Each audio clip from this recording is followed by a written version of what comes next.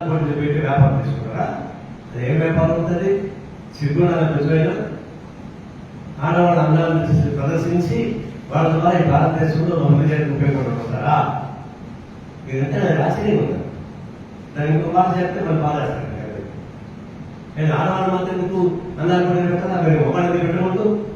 మమ్మల్ని అందాలు పొందిన పెట్టేసి వాళ్ళు కంటలో ఏదో చూపిస్తుందా?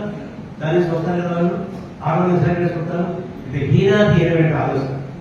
ఆడవాళ్ళు ఆట వస్తువులు తయారు చేసి పెట్టి వాళ్ళ ద్వారా అట్రాక్ట్ చేసే పడుతుంది. అది ఇంత హీనాహీనం కాదు, రాజకీయంగా భ్రష్టుపడిన ఆలోచన కాదు. విశాల శ్రమం అట్లా గుడ్స్ గారిపోయిన పాపం అలాంటి వాళ్ళు బియ్యం వేయడానికి పడలేకపోతున్నారు. 10 రూపాయలు వేసారు కావాలి. అందాలు పడితే మాత్రం కడతారు. ఏది మీ పేరు చూసుకున్నారా? హైదరాబాద్ లో దాదాపు 500 ఇళ్ళు కాలిపోయి గడివిలో ఉన్నారు. వాళ్ళ జోలికి పోకుండా వాళ్ళకి 10 రూపాయలు వేస్తారు.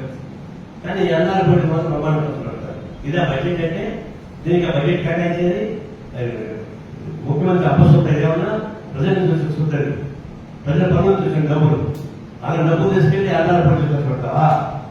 కాలిపోయి గడివిలో పేదవాళ్ళు నీళ్లు కొట్టుకోవడానికి లేదా నీళ్లు లేవు, నీళ్ళు లేదు, ఇబ్బంది పడుతున్నారు.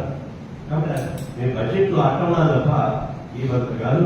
రైతులు ఆడవాళ్ళ అందాలను ఉపయోగించుకొని ఈ దేశం పెట్టుబడి వస్తుంటే అంతకన్నా దౌర్భాగ్యం